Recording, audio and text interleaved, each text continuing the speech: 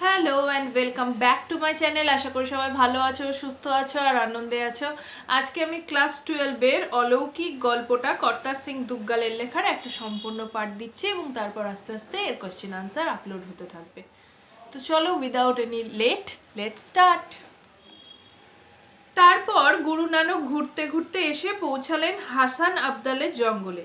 ভয়ানক গরম পড়েছে, গনগনে রোদ, চারিদিক সুনসান, পাথরের চাই, ধুধি বালি, ঝলসে যাওয়া শুকনো গাছপালা, কোথাও একটা জনমানুষ নেই।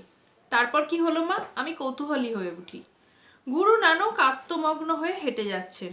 হঠাৎ শিষ্য মর্দানার জল তেষ্টা পেল, কিন্তু কোথায় জল? গুরু বললেন, ভাই মর্দানা, সবুর করো, পরের গায়ে গেলেই পাবে। কিন্তু তার কাকুতি মিনতি শুনে গুরু নানক দুশ্চিন্তায় পড়লেন। অনেক দূর পর্যন্ত জল পাওয়া যাবে না, অথচ সে বেঁকে বসলে সবাইকেই ঝক্কি পোয়াতে হবে। গুরু বোঝানোর চেষ্টা করলেন, দেখো মর্দানা, কোথাও জল নেই, খানিকক্ষণ অপেক্ষা করো, এটাকে ভগবানের অভিপ্রায় বলেই মেনে নাও। মর্দানা তবু নড়তে রাজি নয়, সেখানেই বসে পড়ে। এগুবার আর উপায় নেই। গুরু গভীর সমস্যায় পড়লেন। মর্দানার একগুঁয়েমি দেখে হাসি পেলেও সেই সঙ্গে বিরক্তও হলেন। পরিস্থিতি দেখে ধ্যানে বসলেন তিনি। চোখ খুলে দেখেন মর্দানা তেষ্টার চোটে জল ছাড়া মাছের মতো ছটপট করছে। সদ্গুরু তখন ঠোঁটে হাসি ফুটিয়ে বললেন, ভাই মর্দানা, এখানে পাহাড়ের চূড়োয় বলি কান্ধারী নামে এক দরবেশের কুটির বেঁধে থাকেন, ওর কাছে জল পেতে পারো। এ তল্লাটে ওর কুয়ো ছাড়া আর কোথাও জল নেই। তারপর কি হলো মা? মর্দানা জল পেল কিনা জানবার আর তর সইছিল না। মর্দানা শুনেই ছুটে গেল। একে তেষ্টায় কাতর, তার উপর মাথায় গনগনে রোদ, ঘেমে নিয়ে পাহাড়ে উঠছে। হাঁপাতে হাঁপাতে শেষ অবধি অনেক কষ্টে উঠতে পারল। বলি কান্ধারীকে সেলাম জানিয়ে জল চাইলে তিনি কুয়োর দিকে ইঙ্গিত করলেন। সে কুয়োর দিকে এগুলে হঠাৎ একটা প্রশ্ন জাগলো ওর মনে। জিজ্ঞেস করলেন, কোত্থেকে আসছো? মর্দানা জানাই, আমি পীর নানকের সঙ্গী, ঘুরতে ঘুরতে এদিকে এসে পড়েছি। বড্ড তেষ্টা পেয়েছে, কিন্তু নিচে কোথাও জল নেই। নানকের নাম কানে যেতেই বলি রেগে তাকে সঙ্গে সঙ্গে তাড়িয়ে দিলেন। নেমে সে নালিশ জানালো। সমস্ত বৃত্তান্ত শুনে গুরু হাসেন। মর্দানা, তুমি আর একবার যাও, এবার নম্রভাবে বলবে আমি নানক দরবেশের অনুচর। তার ভয়ঙ্কর তেষ্টা পেয়েছে, অন্য কোথাও জল নেই। ক্ষোভে দুঃখে বিড়বিড় করতে করতে সে আবার গেল। কিন্তু বলি কান্ধারী, আমি কাফেরের শিষ্যকে এক গন্ডস জলও দেব না বলে এবারও তাড়িয়ে দিলেন।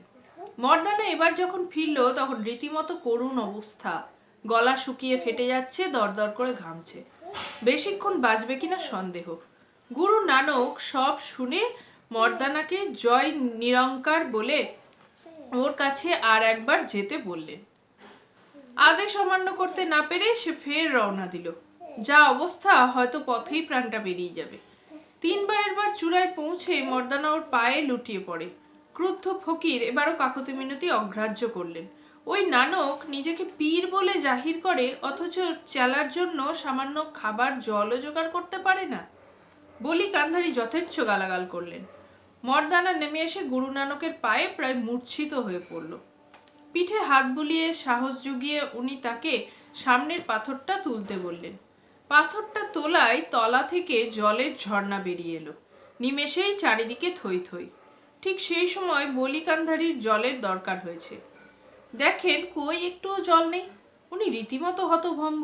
ওদিকে নিচে জলস্রোত দেখা দিয়েছে।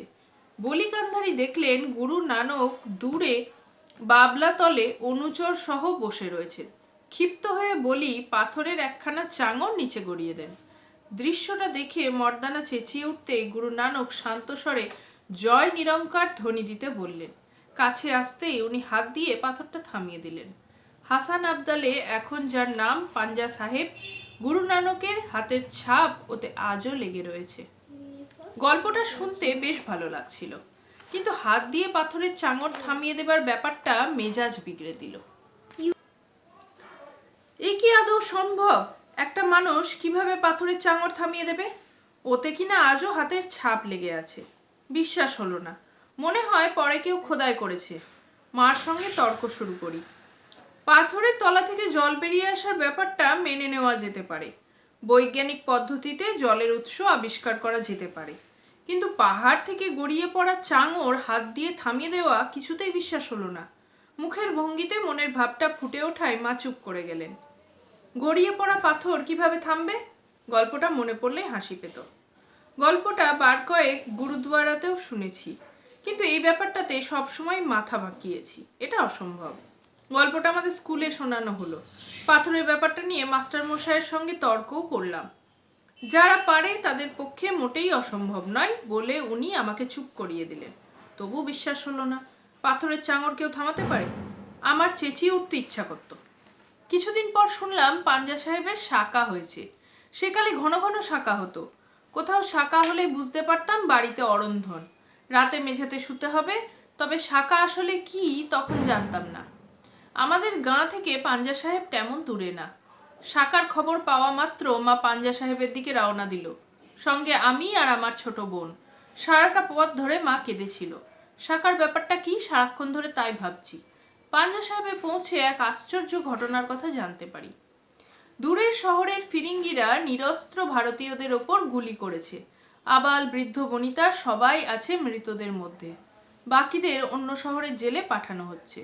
কয়েদিদের যদিও খিদে তেষ্টায় সব মরার মতো অবস্থা, তাও হুকুম হয়েছে তাদের ট্রেন যেন কোথাও না থামে। পাঞ্জা সাহেবের লোকজন খবরটা পেয়ে সবাই উত্তেজিত। পাঞ্জা সাহেব এই গুরু নানক মর্দানার তেষ্টা মিটিয়েছিলেন। সেই শহর দিয়ে খিদে তেষ্টায় কাতর কয়েদিদের ট্রেন যাবে এ হতে পারে না। ঠিক হলো ট্রেনটা থামানো হবে। স্টেশন মাস্টারের কাছে আবেদন জানানো হলো, টেলিফোন টেলিগ্রাম হলো, তবু ফিরিঙ্গিদের হুকুম কিছুতেই ট্রেনটাকে থামানো যাবে না।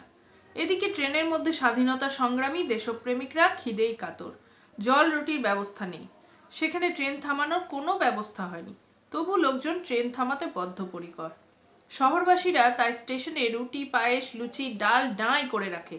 কিন্তু ট্রেনটা ঝড়ের বেগে স্টেশনে পেরিয়ে যাবে। কি করা যায়? মায়ের বান্ধবী আমাদের সমস্ত ঘটনাটা শোনালেন। রেল লাইনে আমার ছেলেপুলের বাবা ও তারপর ওর সঙ্গীরা শুয়ে পড়লেন। ওদের পেছনে এক একজন করে আমরা বউ ও বাচ্চারা। তীক্ষ্ণ হুইসেল দিতে দিতে ট্রেন এলো। গতি আগেই কমিয়েছে, কিন্তু থামলো অনেক দূরে এসে। দেখি ওর বুকের উপর দিয়ে চাকা, তারপর ওর সঙ্গীদের বুকের উপর দিয়ে। আমি চোখ বুঝলাম। চোখ খুলে দেখি ট্রেনটা একেবারে আমার মাথার কাছে এসে থেমেছে। পাশে শুয়ে থাকা সকলের বুক থেকে জয় নিরঙ্কার ধ্বনি বেরোচ্ছে। ট্রেনটা পেছোতে লাগলো। লাশগুলো কেটে দুমড়ে মুচড়ে গেল। সচক্ষে দেখেছি খালপাড়ের সেতুটির দিকে রক্তের স্রোত।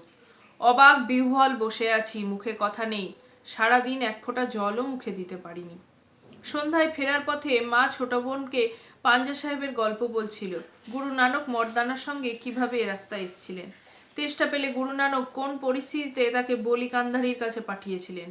বলি কান্ধারী কিভাবে তিনবার মর্দানাকে ফিরিয়ে দিয়েছিলেন।